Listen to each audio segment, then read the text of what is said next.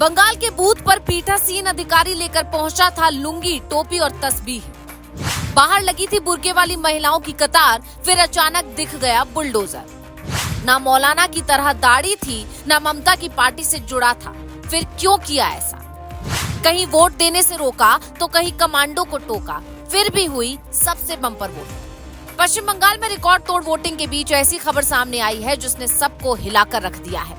लुंगी पर पेंट पहनते दिख रहे पीली टी शर्ट वाले भाई साहब पश्चिम बंगाल की पुरुलिया जिले के एक बूथ में प्रिजाइडिंग ऑफिसर हैं, जो लुंगी पहनकर वोटिंग करवा रहे थे और बाहर बुर्का पहने कई महिलाएं खड़ी थी, जिनके ऊपर फर्जी वोटिंग में शामिल होने का शक है। इनके बैग में टोपी और तस्बीह, यानी इस्लाम धर्म के लोग जिस माला का इस्तेमाल कर रहे थे वो भी रखा था।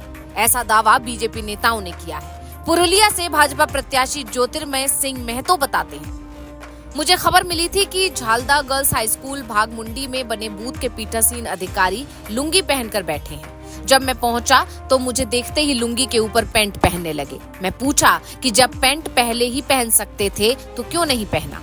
तो उन्होंने कहा, मुझे स्किन में प्रॉब्लम है, मेरा इलाज चल रहा है, पर इससे जुड़ा कोई कागज नहीं दिखा पाए। सच्चाई ये थी कि वो खुद को एक खास समुदाय का बताना चाहते थे ताकि वहां वोट देने पहुंचे लोगों को प्रभावित कर सके। बाहर बुर्के वाली कुछ महिलाएं भी खड़ी थी, जिन्होंने आपत्ति जताने पर मुझे घेर लिया। बीजेपी प्रत्याशी के इस दावे के बाद बूथ पर हड़कंप मच गया और बुलडोजर से भी बड़े एक्शन की डिमांड होने लगी।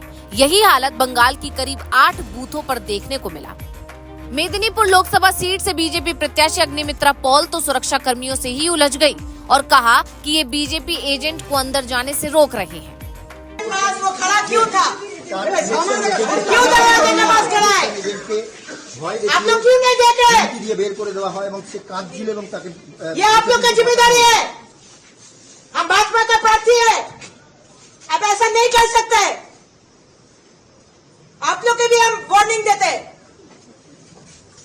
आपका ड्यूटी ठीक तरह से करिए। हमारा पोलिंग एजेंट को निकाल दिया है, टीएमसी वाले उसको किडनैप करके कहीं लेकर चला गया। उनको खबर मिला, हम इधर आए, उसके बाद इधर खड़ा होकर ढो रहा था, उसके अंदर जाके बैठाए हैं। कुछ ऐसा ही दावा बीजेपी उम्मीदवार हिरण चटर्जी ने भी किया। उनका भी कहना था कि हमारे एजेंट को मतदान केंद्र के अंदर नहीं बैठने दिया जा रहा है, जबकि नियम के मुताबिक उसे अंदर रहने दिया जाना चाहिए।